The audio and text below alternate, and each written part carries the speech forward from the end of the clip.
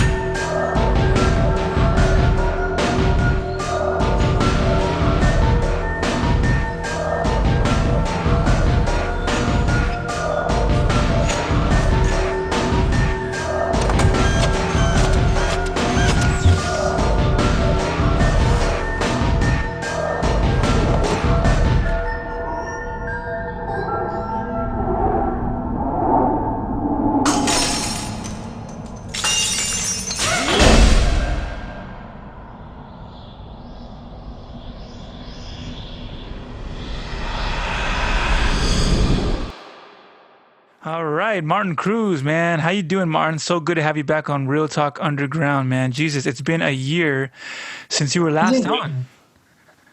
Has it really? A year? A year, yeah. I mean, wow.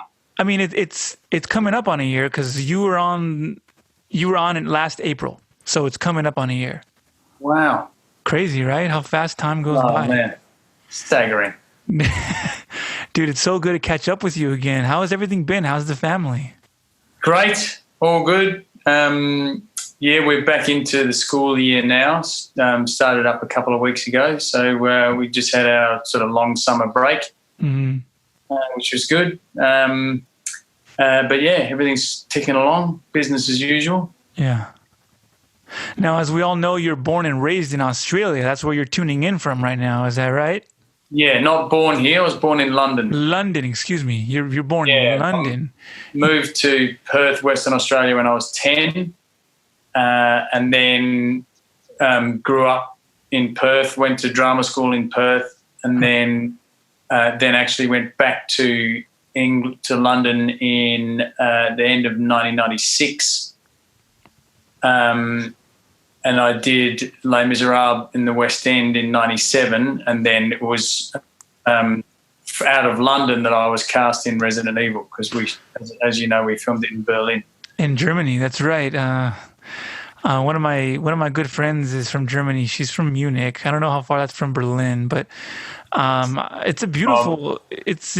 Berlin's beautiful from what I saw in the film. I mean, it looks like the Arklay forest. It looks just like it from the video game. It's stunning city. With so much history, of course. And when we arrived, we started in February of 2000. Let me get this right. 2001. And we filmed for 3 months. So when I arrived, the snow was like, 6 inches thick on the ground. And there's this massive park. It's kind of like New York's Central Park. It's the Tiergarten, and it was completely barren. No grass, no leaves on the trees. And by the time we finished filming, it was this lush, dense kind of forest. Really? That's sweet, dude. And we used to go walking through. Yeah, it was was quite amazing, the transformation, coming out of winter into kind of late spring. Right. Gorgeous. Dude, I mean, gosh, every time I watch that movie, and I've seen it like a million times, I kid you not, it's just like, God, I wish I could be there. When I was a kid, I was 12 in the theater. I'm like, oh my God, like that's the mansion in real life. So I'd say that's one of the things that Paul did that right for sure, is he really set the stage for that. And I know that it was a Constantine film picture. Is that right? That was the first film, because I think I told you this story last time, but Jeremy Bolt, the producer, right, tells the story that he just all of a sudden he couldn't get hold of Paul. Like, Paul was not responding to his voicemails, and he's leaving messages and saying, "Come on, dude, call me," because he's his business partner. And Paul was like AWOL for 5 days or something, and then he finally called Jeremy, and Jeremy said, "What's going on?" He said, "Mate, I've been playing this game, Resident Evil. We've got to get the rights for it." So then Jeremy did some research, and it was Constantin Film who owned the rights. Mm-hmm. So this is how they connected, and at that point they were working with George A. Romero on a script. Yeah, and I actually saw that. I'm sorry to interrupt you, but I actually saw that they had it went through at least 4 directors before it got to Paul. Not with our version. No, they've been trying for 10 years to come up with a script that they were happy with. Yeah. And it wasn't until Paul wrote our version, right, that they then went, he pitched it as a prequel to the first game, and they were like, "This is great." Mm-hmm. And then in the process of filming Resident Evil, Constantine Film bought Impact Pictures, and so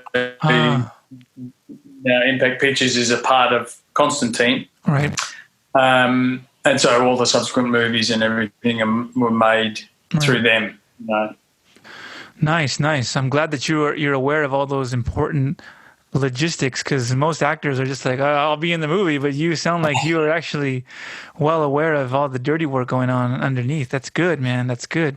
Yeah, it's fascinating stuff, It is. It really is, because there's so much that goes into a movie. It's insane, and there's so much money involved, and you have to have your budget ready. I mean, I'm learning all this right now at the New York Film Academy, but it's crazy. Even just these student projects. I can only imagine what working on this, feature film was like. You know what I mean? For them, the whole team. It's pretty awesome. Yeah. Why was it a German picture though? Like, why? How did who chose the Constantine? Like, how did that happen? I might have missed that in your spiel just now. So they owned the rights. They already had the rights. Oh, that's right. So they had the rights. Yeah. So then Paul pitched his version of the script. Right. That's right. And they were, they liked it enough to go, right, we'll commission the script, gotcha, which he then wrote. And then, then it all kind of went from there. I don't know if I know that there were considerations for the second film. It was between Toronto and Sydney. Mm-hmm. But I don't know whether there were other considerations of where to film the first film. Mm-hmm. But Berlin was kind of an undiscovered or real up and coming location for film production at that time. They was it not Heaven's Gate, Hell's Gate, or film with Jude Law and Joe Fiennes had just wrapped filming in the studios just before we moved in. And it's funny, the mansion you talk about, the interiors of the mansion were filmed at I think it's called Krampnitz, which was actually Hitler's mansion. Like you can see there are around the place there are tiles, mosaics with swastikas in them. And I was watching Inglourious Bastards just the other day. Nice, love that film. Yeah, and suddenly realised that the scene where Michael Fassbender first comes in and he's interviewed by Mike Myers' character, mission. Is that the mansion? It's in the mansion. It's actually when. Oh my God! When we come bursting in, right? And Kaplan walks into this massive room and walks straight up to a wall and plugs into like a USB port. Yeah. Yeah, that massive hall is where Fassbender and Mike Myers are in Inglourious Bastards. No shit. So, wow. Yeah, I mean it's an amazing kind of building, It's great for filming that sort of stuff. Wow. So, and I suspect, although I'm not 100% sure, I think even Valkyrie, with Tom Cruise, I think they filmed there as well. It's because it's that period. It's that exactly. War, Second World War, Germany. Right. So they wanted to make it as authentic as possible, and that's fascinating. I didn't know that they turned that into like some kind of a backlot, if you will, for filming in Germany. And we filmed nights. It was like 3 or 4 days of night shoots. We'd start at our crew call was like 6 p.m. or something, and we'd film through the night. Mm-hmm. And of course, they took out those French doors and put in their own kind of, breakaway wood doors, so that when the commandos arrived, they smashed through those that glass and everything, and that was all artificial, Of course, they couldn't do the real article. Exactly right.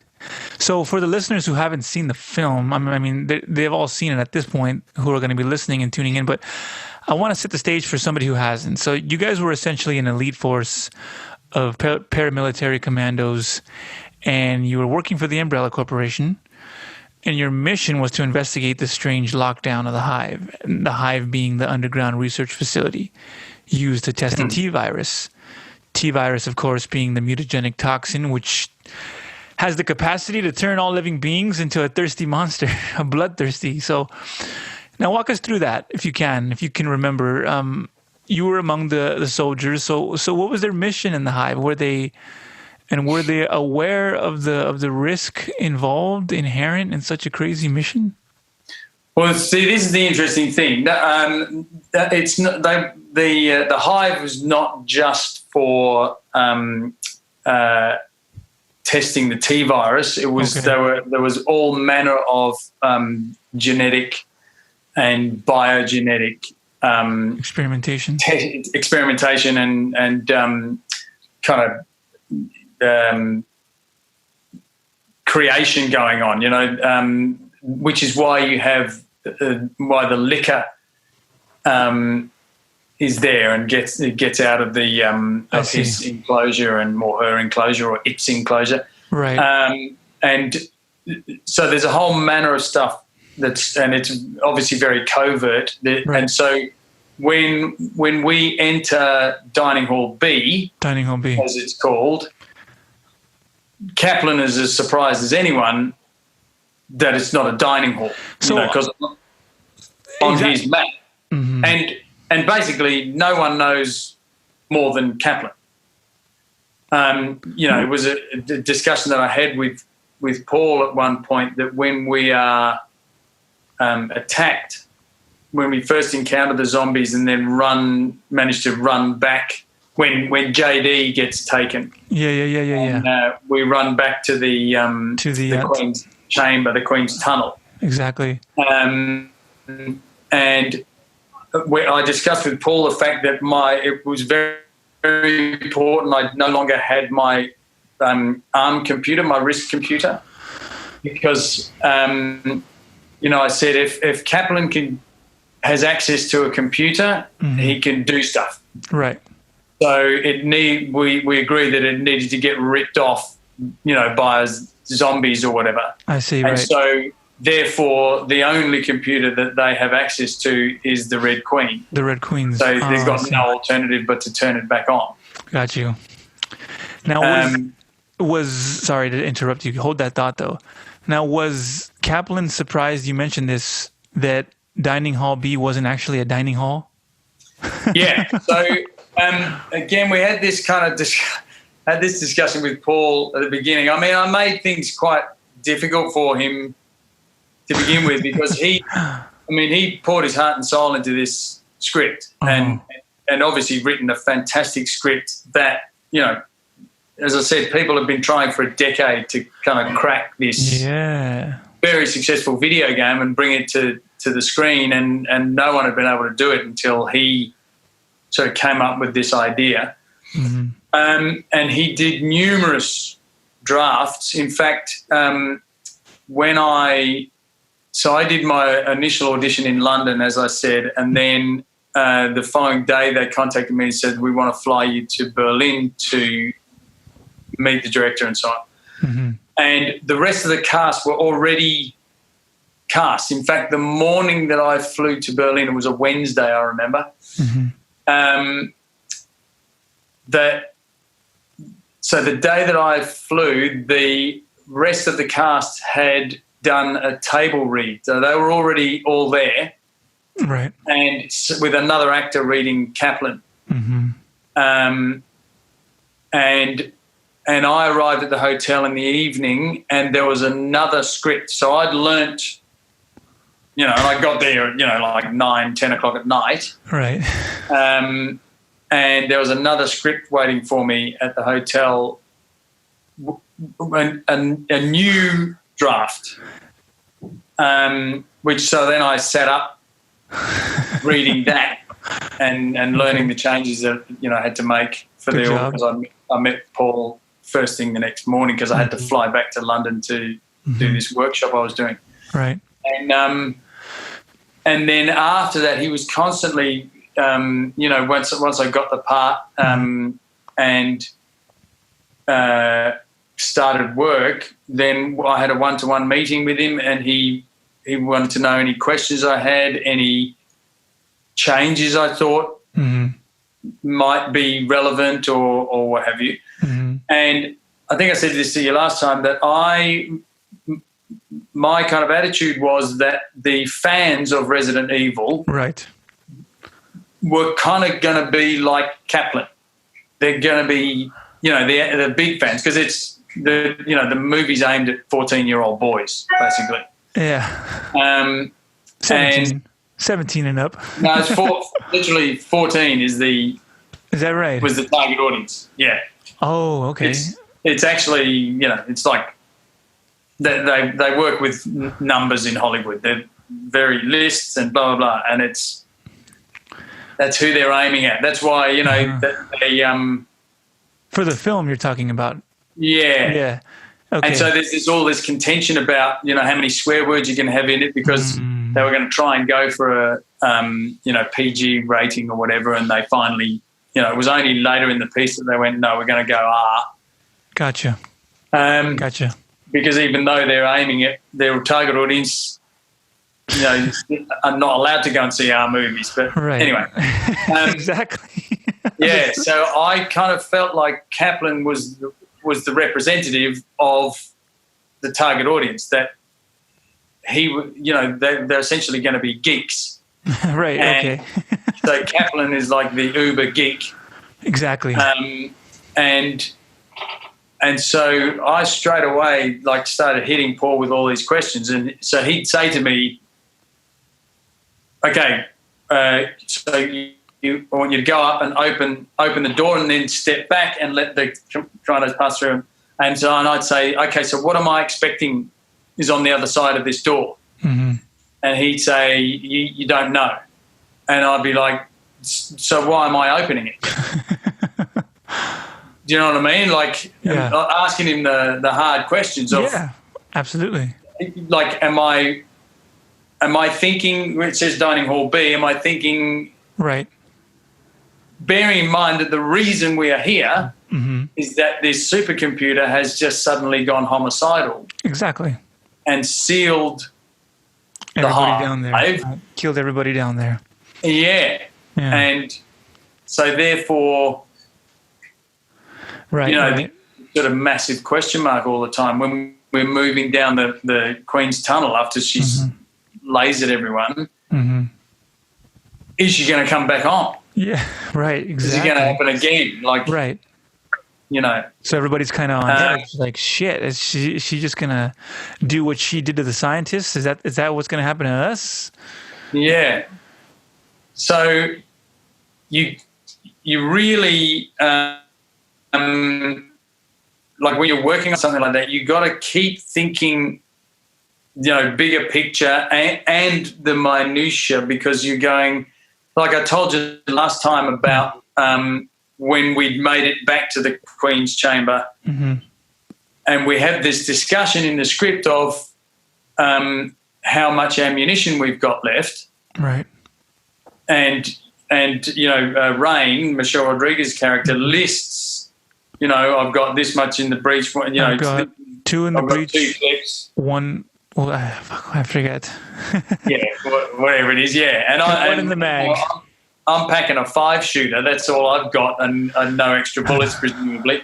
Right. And it wasn't until we were in rehearsal, and I'd read the script at that stage made copious notes, but I'd read it like 6 times or something. It wasn't until we were sitting actually in rehearsal on set that I suddenly went, hang on a second, this room is connected to a tunnel in which 5 heavily armed commandos have just been sliced to pieces. So even if half of their ammunition got cut, exactly, there's going to be salvageable ammunition there. That's right. And Paul's initial response when I said that to him was, they won't think about it, meaning the audience won't think about it. Oh, man. And I was like, fair enough, buddy. It's your movie. I'm just laying it up. Well, I think Paul was trying to stick to the survival horror aspects because, as you know, in Resident Evil, the game, you're limited and you have to really walk around the police station or the mansion, in this case, to find your ammunition. And oftentimes that's like super far away, or there's all kinds of obstacles in between that for you to even get to that point. So maybe that was his logic. I don't know, but go on. You were going to say that. Well, so this is the difficulty. I think we discussed this last time. The genius of the game, right, is that you're a crack commando. The character that you play, you're a specially trained crack commando. However, because of the way that the controls of the game work, it's not like Tomb Raider or Zelda or whatever, where you're a third-person camera, you've got 360-degree view, and you've got full autonomy. Exactly, yeah. The camera's fixed, or the camera changes what it does. And so you're moving down a corridor with the camera behind you, and all of a sudden the camera switches to the far end of the corridor, filming back the other way. Right. And so suddenly the controls change. Yeah. Because suddenly you were walking away from the camera, now you've got to walk towards the camera. And as the camera switches, you suddenly see that there's a zombie behind you. Right. Now, the zombie's moving slowly. They can't run, but you can't even walk in a straight line. And then you've got a gun. You might have a full gun, but you're going bang, bang, and you're shooting because it's not automatic aim, so you're shooting into the wall. Right. And so the genius of the game is that you're this specially trained crack commando, but you can't even walk in a straight line. No. Now, it's very difficult to transfer that onto film. That's right. And that's the challenge. Exactly. Is, okay, if you're a crack commando and you've got ammo and you've got semi-automatic weapons, you can just get to a high place and cut loose and, shoot them all in the head. That's right. And so that was the challenge that, Paul responded to very well. Yeah. But, then there's this guy who keeps throwing these hard questions at him. And so that was his initial response of, so you were they're not going to think about it. Mm-hmm. But then Mila was there and she got on his case and she basically said, if Martin's thinking about it, oh, wow, they're going to be thinking about it. Wow. You've got to come up with a solution. Yeah. And she's then she's like, if you want to marry me, you're going to have to take Martin's advice. Totally. She used to sit next to him, on set. She had her deck chair was next to his deck chair in front of the screen. She was very hands-on with all that. Did their, I mean, I'm not going to digress. this is just a quick sort of question. Did their sort of romantic affair begin on set, or was this before the film? Or? No, it began. They didn't advertise it. I mean, by the end of the film, we knew they were together. Oh shit! But were you talking to like Mabius and the other cats? Like, hey man, I think there's something going on over here. Oh yeah, I mean, it's a very, very intense period of time. Mm-hmm. This is why you become family because you're in each other's pockets for this very focused period. And you kind of have to be because of the nature of the film and, everything that goes into it. You don't want to be estranged because they want to capture emotion on camera. And, if you don't know your co-star, that's kind of hard. So yeah. Oh, there's no way of not knowing each other. I mean, you're literally... And we spend 6 days together because we'd have Saturday would be rehearsal day. So we'd all be called in. No cameras or anything, but then we'd do a blocking rehearsal of what we were going to film Monday. It'd be a half day. And then Saturday night, the drivers, would take us out. Nice. and we'd do the Berlin nightlife and go absolutely nuts. You were just dancing. So, yeah, we knew. Cool. But, yeah, So she, as I said, Mila said to him, if Martin's thinking about these things, then the fans are going to be thinking you've got to fix it. And he came up with this brilliant solution of just having me, when we first arrived back at the Queen's Chamber, the tunnel is empty. It's been cleaned out. Oh, yes, because of in the game. I mean, you've obviously played the game, Martin, right? Yeah. What's funny? Me and my brother would always, because I'm a huge fan of the game, and so is he. When we would play when we were kids, we're like, dude, didn't we just kill like 1 million zombies in that hall? And when you go back, they're all gone. Yeah. And it's eerie. That's the genius of the game. That's what's eerie. It's like, oh shit, that means that they got up at some point and walked away. Yeah. Something came and got them or whatever it was. Yeah. And I love the fact that he didn't explain where they'd gone or how they'd been cleared away. He just said to the audience, they're not there anymore. Right. So, which stops you going, yeah, but hang on, what about all the ammunition? Because all of that was gone as well. The whole thing, I mean, it was actually like, and there was no blood stains. It was pristine, So that was your idea, essentially. No, it wasn't. That was his idea. But that was his solution. I came up with the problem. I said, because no one had thought about it. Well, that's what I mean. I went, hang on a second. There's a ton of ammunition 5 feet from here. Right. And then I just thought, and so it was first seen the next day, and I rock up at makeup, and they go, and they started making me up for. I think we were supposed to be filming something that was later in the film, and then they started to make me up for this earlier bit, and I was like, no, we're doing this, and they said, no, there's a new scene, it's just you. I'm like, really? I had no idea what it was until I rocked up on set, and then Paul went here, and he'd written this short speech, which is a vastly cut down in the movie. Like I had the longest speech of like where the bodies were right here. Where have they gone? Where are the bodies? Where did they go? Yeah, exactly. Yeah. Now, let's see here. I'm looking at my questions here. Okay, this is a big one from me personally. Before I get into the my team members' questions, was there a point on set where you got scared? Because this is a horror movie. This video game is a survival horror, and as I play it to this day, I still get scared. I kid you not. I still get as scared as I did when I was 6 or whatever than when I first played it till now, and I'm almost 30. So it's a scary game. It's a scary movie. When for example, in Dining Hall B, when everybody starts coming back to life, and you guys are like, "Oh shit, they're around us. They're behind us. They're everywhere." Was that intense? Because I mean, when Paul says action, then everything comes to life. Was there a point where you're just like, "Hey, this looks real, man"?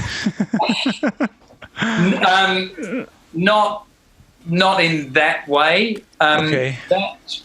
The week or so that we were filming in Dining Hall B was very intense. Mm-hmm.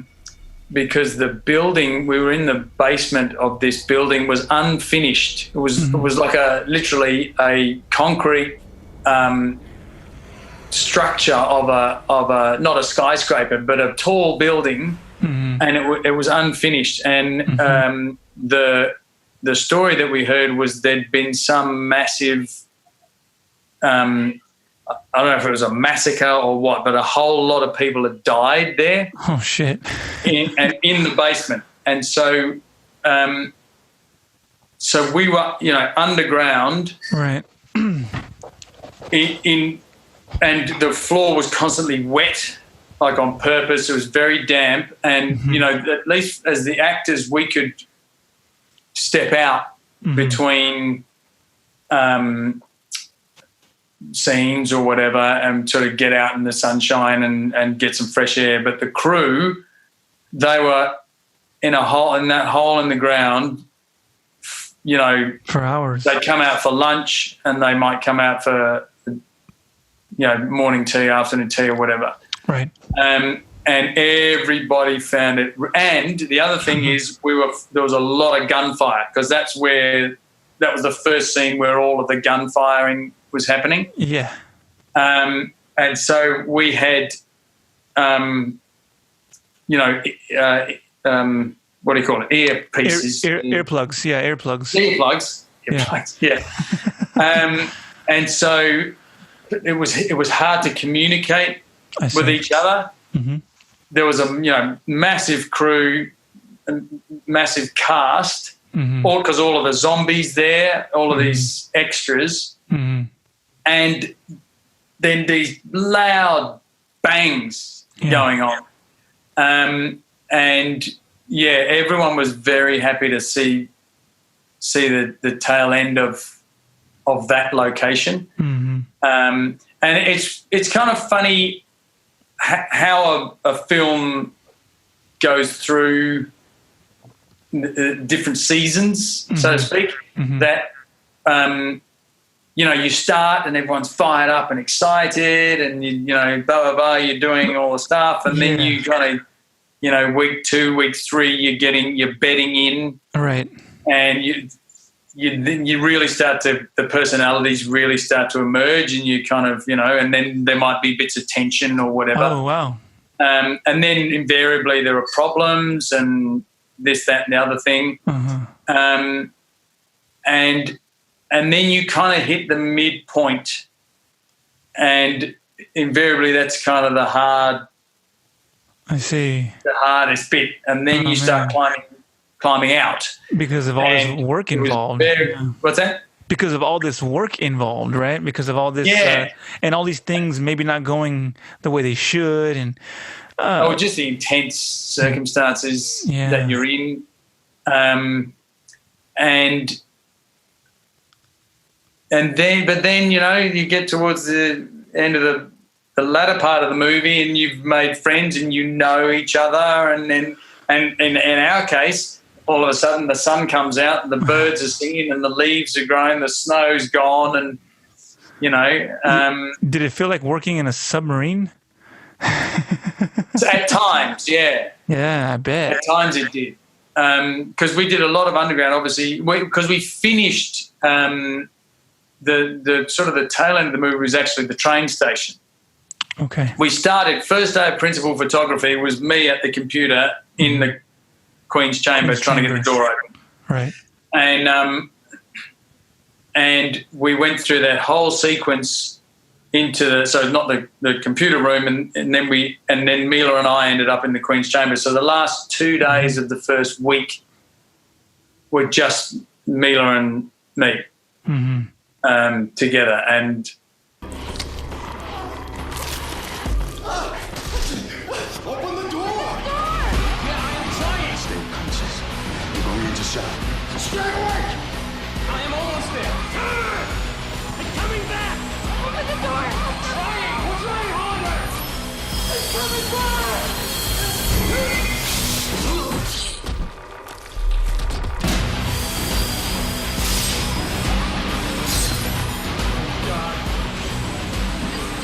I told you last time that Paul came to me and said, "You've got to stop making Mila laugh because she's losing her voice." But that's not why she was losing her voice. She was losing her voice because she had spent 2 days screaming. That's right. That's right.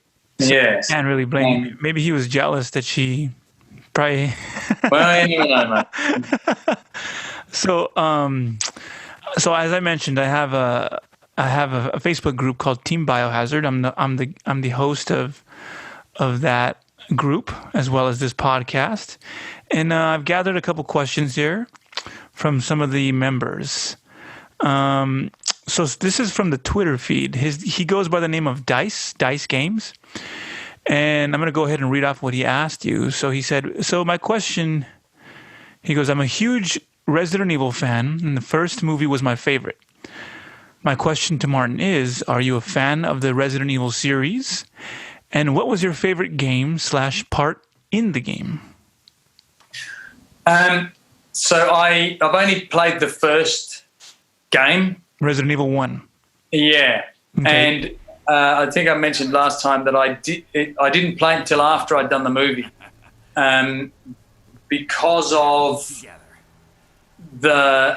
what I thought was the horrific nature of the game. As you play one of these role play games that are 40 hours, 60 hours of gameplay, and you carry it around in your head. Yeah. You know what I mean? And you go, oh, yeah. You'll be shopping and you'll suddenly go, I didn't think, try that door in the da-da-da, or whatever. Exactly. And I was like, I don't want this in my head. In your head. All of that. So were you exposed to the game before the movie, and then you played it after the movie? Is that what you're saying?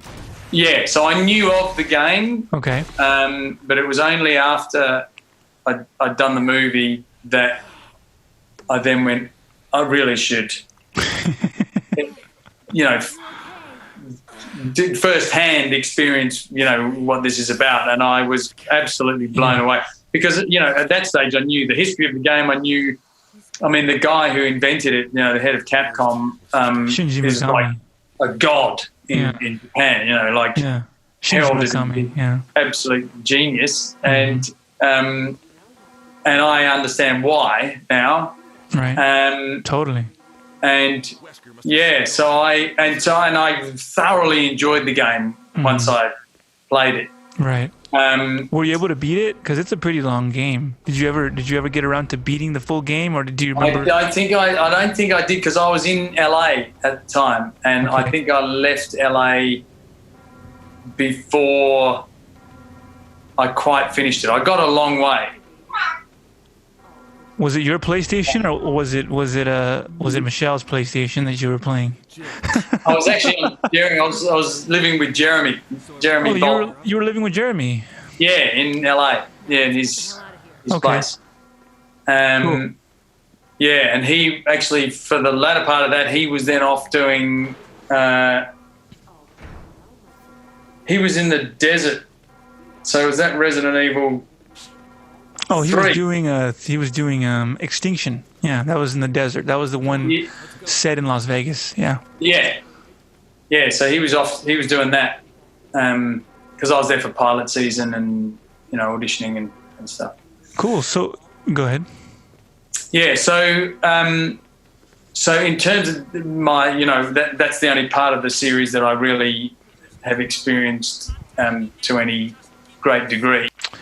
Paul Chamberlain. This one's kind of funny. Paul Chamberlain asks, I want to know if the liquor scene had bloopers.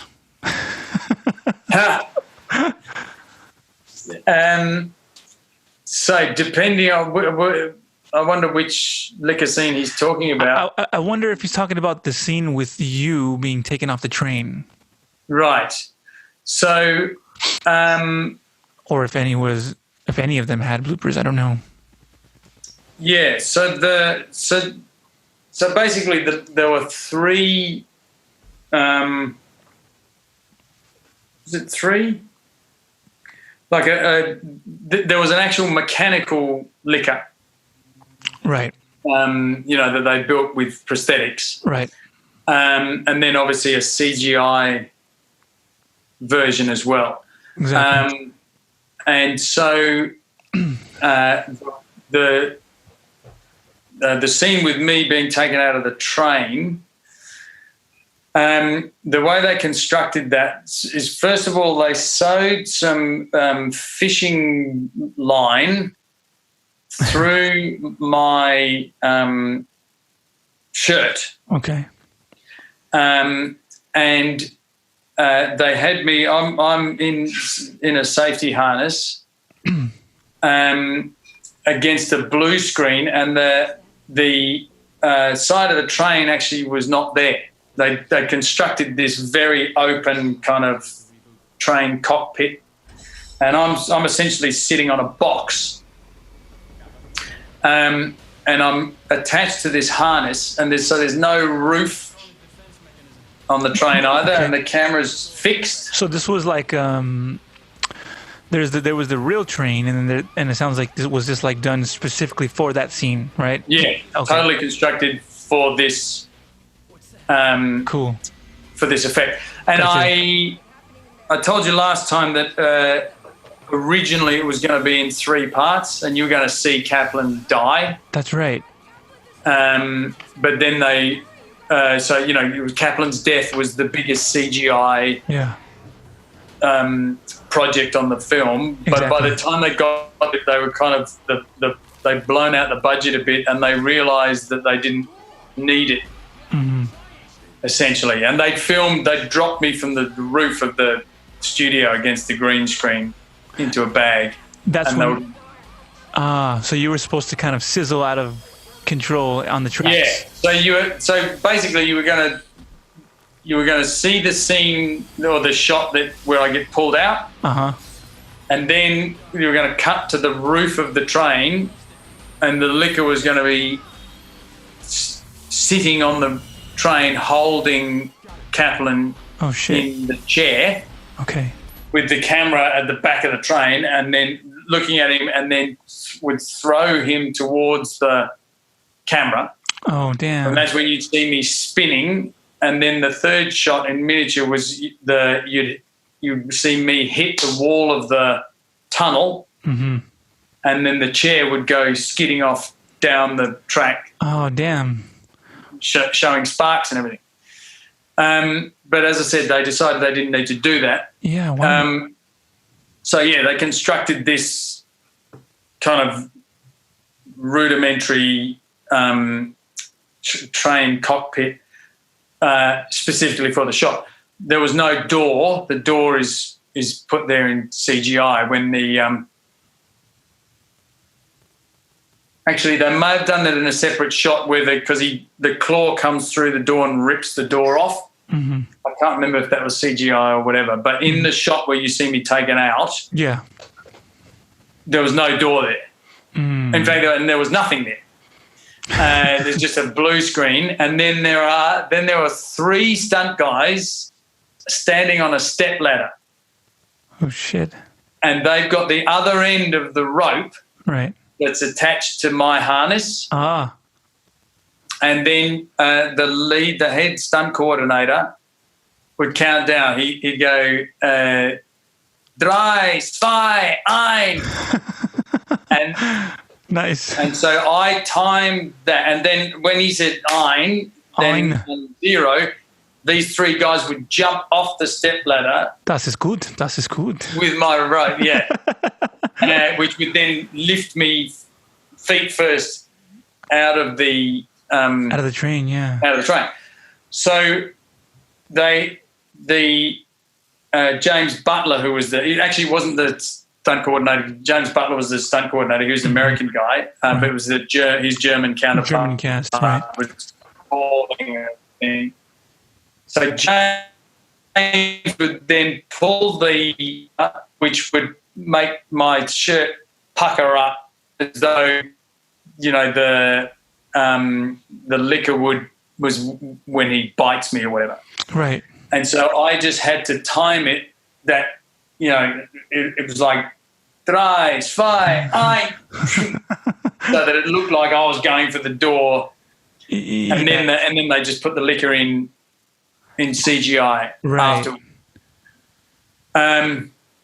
But so there weren't bloopers as such, but they got one of the stunt team to sit in for me while I was being made up before I got on set. Mm-hmm. And I arrived on set and they were going, we don't think this is going to work. Oh, no. And they said, we'll get him to do it and let's have a look. And this guy, the guy, in the tunnel. Yeah. He's the guy who goes, he goes, what's that? What's that? Oh, it's coming back. He gets cut in half. Yeah. The actor. What's that? Yeah, what's that? Yeah. So he's not an actor. He's a stunt guy. Oh. And so he was doing this kind of sort of shaking his head. Really? Why? Well, that's because he thought I don't know. And I basically said, get him out of there. And I got in and I did it. And they were like, that'll work. Yeah, that'll work. Yeah. And then, in fact, because it was second unit, it was Barrett Naruli, who was the second Naluri. Sorry, Barrett Naluri. Second unit director who shot it. And when Paul saw it, he was like, thank you so much. That's exactly what perfect we needed. Yeah, it was great. And then, of course, the question was, well, we don't see Kaplan die. Maybe he didn't die. Right. And, didn't go that way. So I've been doing a lot of surveys in the community, especially in Team Biohazard, and everybody agrees you were such a pivotal part of that movie. And you played such an important role that it didn't make sense that you didn't return for the franchise. You know what I mean? And which kind of was disappointing for me and many other people because let's be honest. And you as well, of course. Most importantly, Martin Cruz, the actor. I mean, gosh, but I mean, see, the beautiful thing about that, though, Martin, is that leaves room for interpretation and also experimentation. I would personally like to bring you back to the franchise in my own way, and it would be great because I'm like, as I mentioned before, I'm going to do my own film. I want it to be a little bit more geared towards the game, more so than, Paul's universe, because I feel like that's kind of had its run. Mm-hmm. And a lot of people were like, hey, he could play Chris Redfield. Like Martin has you've got to look for it for sure. So I don't know. I'm going to be pondering where I think you fit, man. But I mean, let's do it, man. That's seriously. Yeah, sure. You need to return to the franchise. My friend Rezi Claire Redfield asks, how did you get into acting and was it fun being near zombie actors? So I think I told you this last time that I've known I was going to be an actor since I was like 5. Right. My dad my dad would have been an actor, except he wanted to raise a family and couldn't see how he could sustain a family on an actor's the unreliability of an actor's wage. We don't know where our work come from, so it's like, it's kind of scary, especially back then. Your dad must have been like, gosh, this looks so enticing, but there wasn't social media back then. There wasn't as many outlets, so he was probably like, I got to play it safe. When he grew up in Wellington in New Zealand, and there was no professional theatre company at that time in New Zealand. There was a very big amateur theatre company, and he was the president of it. So he got as high as he could possibly get. But he was like, so he became a television producer instead, and he would act, on the side. And so I grew up going to rehearsals, watching him rehearse, and literally the smell of the grease paint, because they were using grease paint still back then. Or the crowd. And it just got into my blood, and I was like, that's what I'm going to do. Cool. And stuck to that plan. Like it was never an option. That was always going to be what I did. In terms of the zombies, they had kind of two kinds of zombies. They had a bunch of dancer acrobats because they did these workshops on how the zombies should move and so on.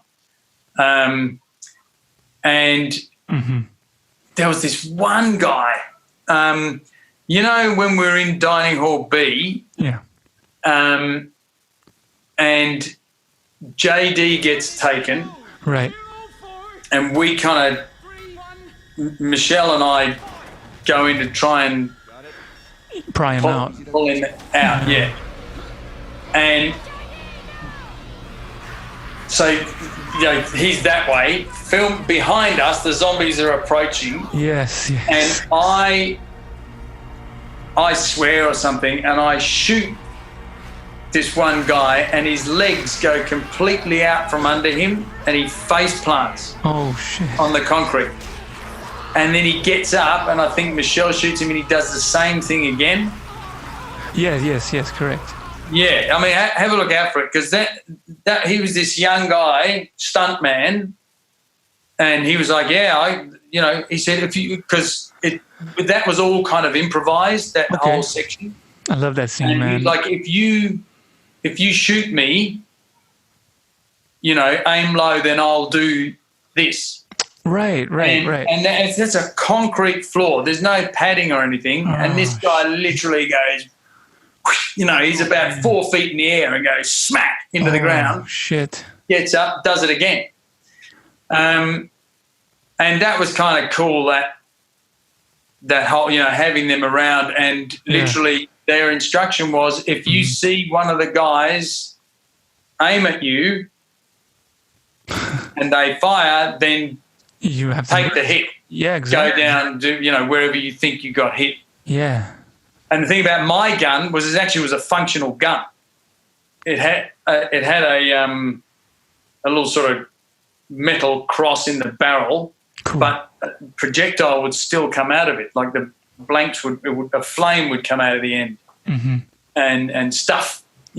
So it was a pretty realistic prop. Well, it was unlike the semi-automatic guns where they actually block the barrel so that there's pushback, right? In order to reload, they would jam all the time because But mine was a pistol, was a revolver, right? And so literally they block the barrel and they fill it with blanks. Oh, but shit. Like you could totally open up the barrel again and load it with live rounds. Bullets. Oh damn. Yeah. Yeah, it looked the part. So it definitely looks the part. Yeah. So we had to be very careful with my gun of not firing at anyone in close proximity. Sure. But yeah, they were all up for it, and they looked amazing, and they'd all been briefed on. And seeing, like the guy who at the beginning, is dragging the axe. Yes. And it looks like his foot's broken. Yes. You know, that was totally him. That was him. He just he pulled his boot half off his foot. Right. And, you know. That was totally just improvised, just him. Yeah, that's what they were workshopping. Is like, what do you reckon's happened to your character? And then a lot of them were from the first scene, you know, when they're all waiting in for the elevator. And oh, that's right, exactly. They were all the employees and the scientists who had died in the scene. Yeah. Yeah, so yeah, it was kind of cool seeing how they all did that. And, you know, where I had to climb up the pipe and they're all trying grabbing to at me. Yeah. So that scene, that was a great scene. And that was the scene where we were like, oh no, you know, they're about to kill Kaplan or he's about to kill himself. We weren't sure. It was just so sad, you know, like, because you're like, I want you to go. Yeah. How did you say it? Let me see. Yes, you are. Right? Is that what you say? Yeah. We're not leaving. Yes, you are. You can't kill all of them. I'm not going anywhere. That's it. That's my rendition, at least. Very good. Yeah, that was an intense scene. And you actually, I mean, did you do your own stunts for that? Because you had to jump and grab the... Yeah, so the one stunt I didn't do, they wouldn't let me do it because I did all my own stunts except for when the pipe drops to the ground. Oh, okay. So they filmed me landing on the ground. I jumped off a box or something, but the actual because they had to blow the supports or whatever, and they just said insurance was not an option because I was keen, but they said no, you can't do that bit. But I did everything else. Right. And then there was a choreographed fight. You know, when I fall into the ground on the ground. Yeah. You know, and I elbow some in the face, and that's right. You know, and then you hop over. What's that? And then you hop over the tube. You hop over the pipe. Yeah, and I climb onto the thing, and that was hard. Like, I was working hard there, and they're literally grabbing me, and I'm trying to pull myself up this. Yeah. It was great fun. Nice, dude. Nice.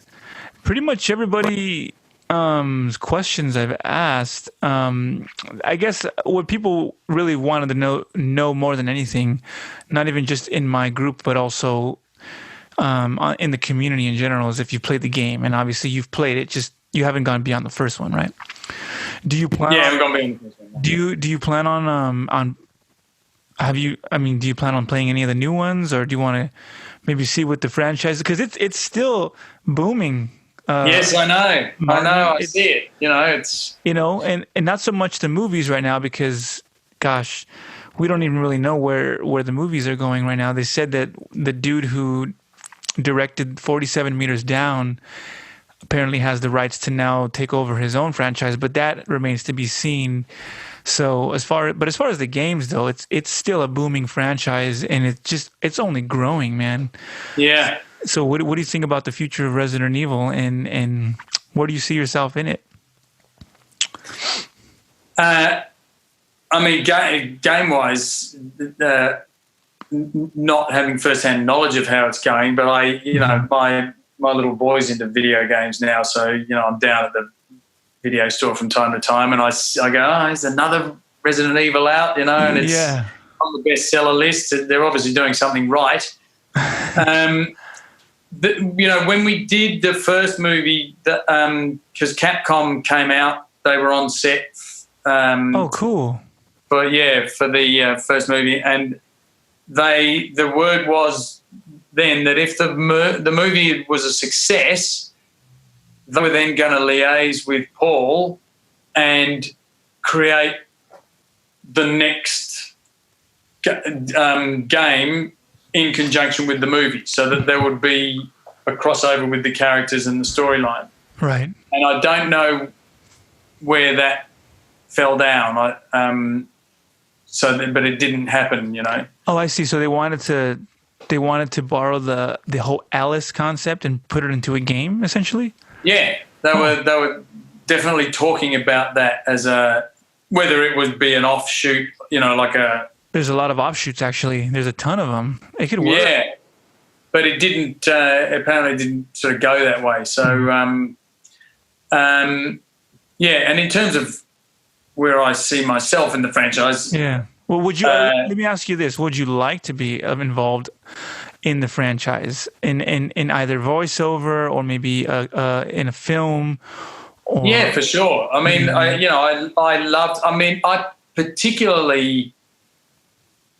was particularly impressed with what Paul had done with the first movie, and even in casting me, because he wrote this character. When I read the script, as soon as I read the script, I went, Kaplan is the best role in the movie. On the page, his character arc is so unexpected and so exactly kind of complete. Right. But then he didn't cast like a geeky dude with glasses and everything. He cast me. Right. Like Rico I'm a good-looking guy and I'm fit. Right. And so it's like, well, I'm not gonna do the stereotypical thing. Right.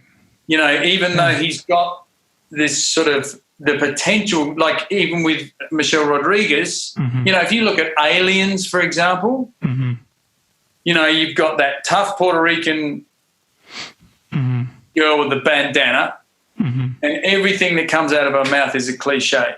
And then you've got the Bill Pullman character who's just scared of everything, man, the whole time. And it's just like, these are cardboard cutout stereotypes. Yeah.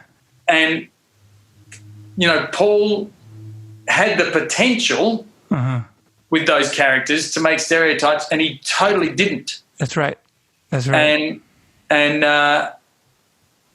And so I was so impressed with how he realised his vision, and so privileged to be part of it, and particularly to be playing that character. Totally. And I would have. I had my own ideas of, as I said to you last time, of where Kaplan could have gone. Yeah. It's totally believable that he survived because. Totally. I don't know if you can see it in the movie, but the front of the train it's got a kind of a balcony on the front of it with a railing. It does, correct. And it's totally feasible that Kaplan slid off the front and landed on that balcony. That's very plausible. Yeah, and no one would have seen him when they got off, because when you get off the train, you get off and go backwards. Right. And the state that he's in at that time is he's just been given the anti-venom. That's right. He's been mauled by zombies. He's in an advanced stage of mutation, and then he's given the anti-venom, and then moments later he gets bitten by not just a licker, an uber licker, a licker who's actually eaten someone and morphed. That's right. and so he's still got anti-venom in him, and so it's anybody's guess. It's up for grabs as to what he becomes, but then also he's the computer guy who knows everything there is to know about the hive, right? And knows how to open doors, knows how to, like if anyone can survive down there, it's him. Yeah, with 523 flesh-eating zombies, he's the guy, and so. To my mind, it was a missed opportunity in terms of, I don't know, as I say, I don't know the franchise that well, but I don't imagine that there's anything in the Resident Evil universe that is like what Kaplan could have become. And he could be like some total badass zombie fighter. Totally. He could even, I don't know, like, work out how to control them, or I don't know.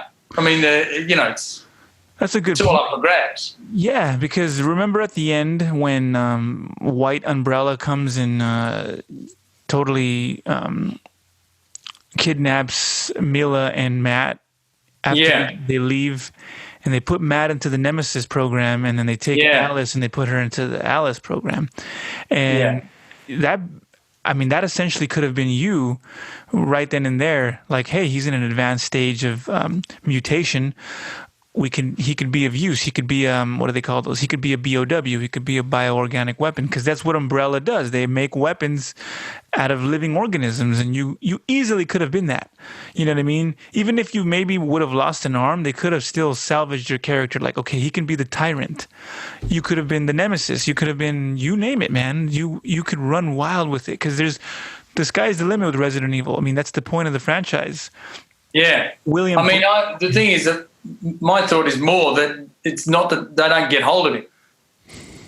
You know, because if he gets sealed down there on his own, right, he works out his own way to That's true. That's a good survive. point. And if you've got the Nemesis already and you've got Alice doing her thing, he is this wild card. Oh, man. You know, that when they open up the hive, you know, he's down there. He could have been. You could have been another boss, or I don't know. I mean, like any whatever, you know. And it was basically, you know, as I said to you, Paul told me the night before the premiere of the movie in LA, and I guess because they agreed the sequel, and he had to come up with the story, and you know. In the 12 months after Resident Evil came out, he wrote 2 screenplays, Resident Evil 2 and Alien vs. Predator, that both opened number 1 at the box office. That's a pretty phenomenal achievement. Was Alien vs. Predator, was that his film? Yeah, he directed that one. That's why he didn't direct the second one, second Resident Evil. Okay.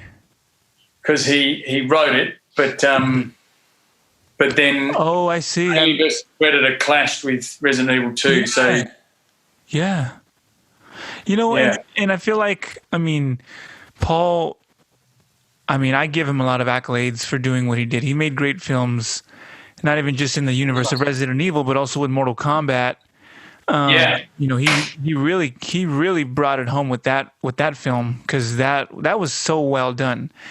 I just think, conversely, especially in the Resident Evil community, he gets a lot of backlash, and I understand. And I myself, I don't want to say I agree entirely with what everyone says, but I certainly understand their logic. How, you know, he digressed from the game, and after a while, he didn't really care about so much the plot. And he said it himself, I think, in several interviews. He didn't really care about the plot after, I think it was after about like the 3rd film, it was just like, we're just going to blow shit up. And that's what it turned into. And that's why we're so upset as fans, because we love this franchise. I love this franchise. And, you know, I've read the books, I've played the games, I've seen the films. And that was one of the places where, you know, it could have been so much more well done. But again, you know, everybody has their own agenda. And I don't know if he truly wanted to stick to the script, because you got to keep in mind your audiences, and you know, game adaptations are great. I love them, but not everybody will embrace them. But who knows? I mean, we have yet to see, which is why I'm so excited that he didn't go that route, because that leaves the room open for guys like me and other people who want to make this and keep it true to the franchise, because it, you know, the ball's in your court at that point. If you are an artist and you love this game, then, you know, there's been tons of fan-made versions of like the game, for example. Somebody tried to remake the second one, but Capcom unfortunately pulled the plug because they didn't have the rights. Well, that was a bigger sort of endeavor to take on. I'm thinking either do like a Netflix series or a short start with short films. You know what I mean? Like something that's, you know, what's the word I'm looking for? Palatable for audiences, but also, you know, stays true to the game, so that you don't have to worry about losing money at the box office. and obviously Paul was like, man, we got to churn out another one. We're aiming at whoever we're aiming at. Mm-hmm. Let's just get it done, because it takes a hell of a lot longer to reimagine the concept and draw three-dimensional characters, which is what he did on the first one. He took the time because they'd had a flop with Soldier, and it was really important for them to get back in the game, because you get put in director's jail. That's right. And so he put a lot of time and effort into it. And I guess, he hasn't sort of had the time or the inclination to do quite the same amount of work since. Mm-hmm. And you can tell. And then all of a sudden the fans are going, oh, man, that doesn't make sense, or it's unsatisfying. Yeah. Whereas if you, as we're talking about, like if Kaplan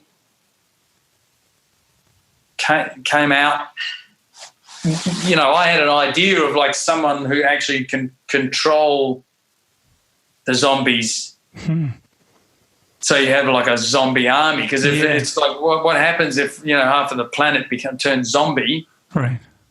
If there's a way to control them, and I don't know. Yeah.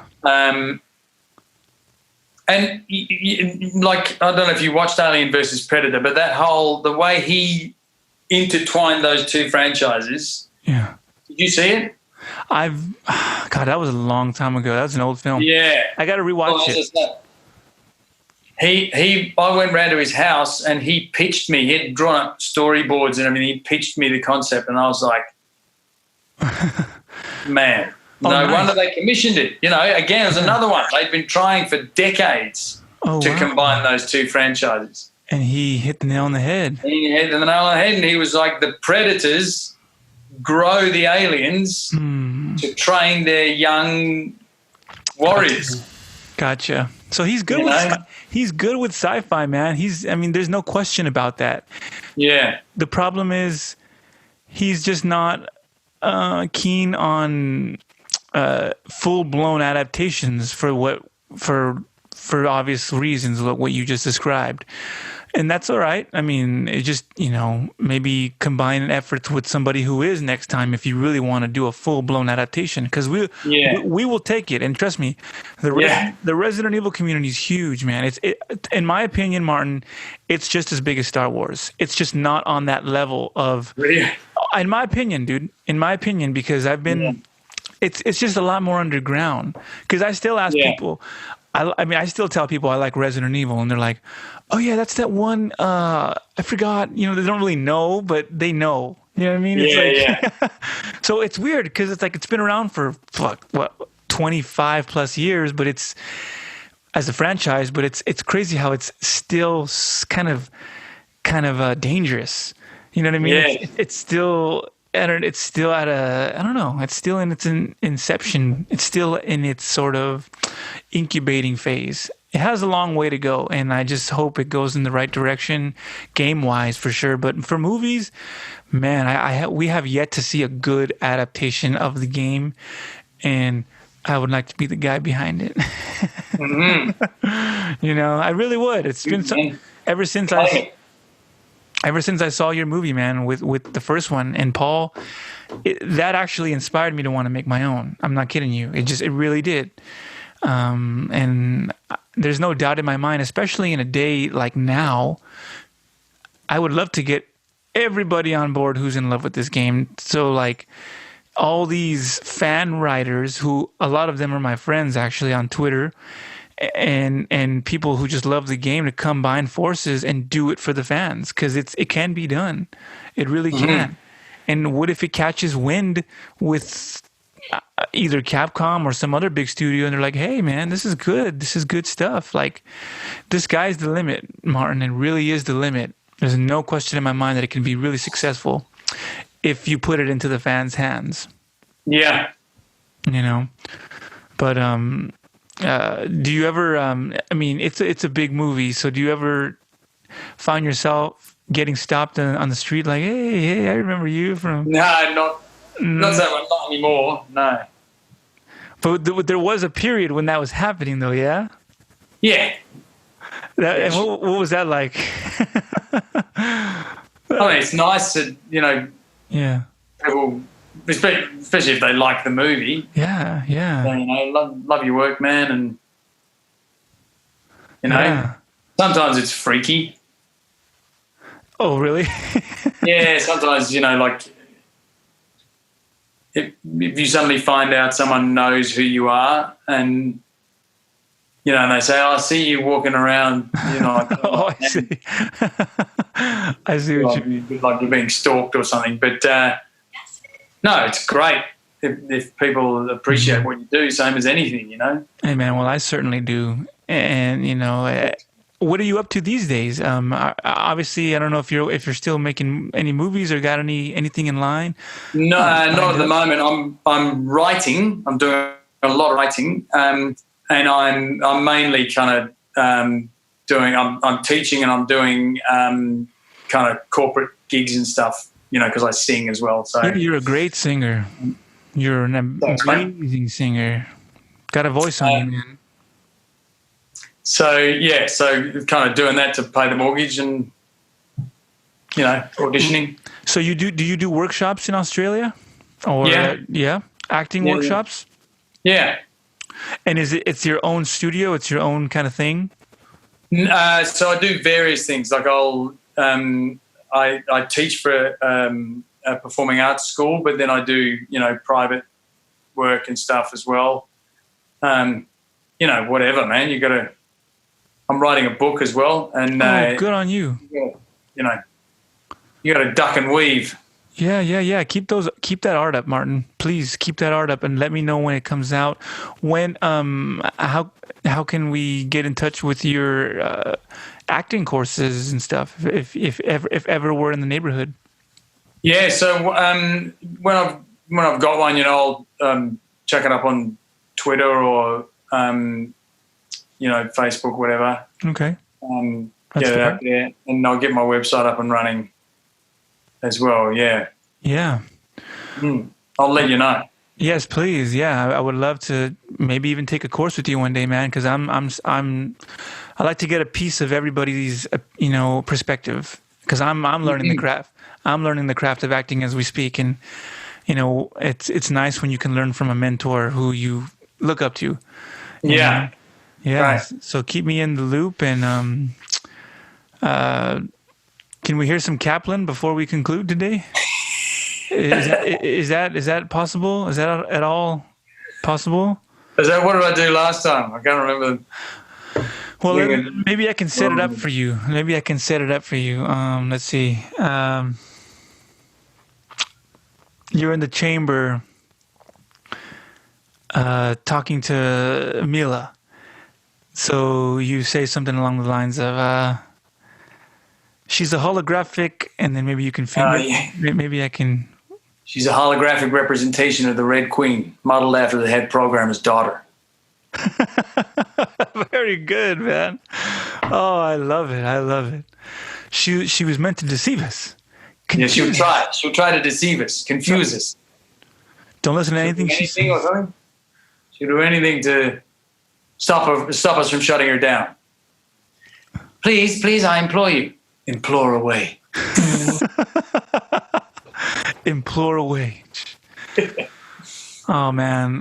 Well, it's been an honor chatting with you again, Martin.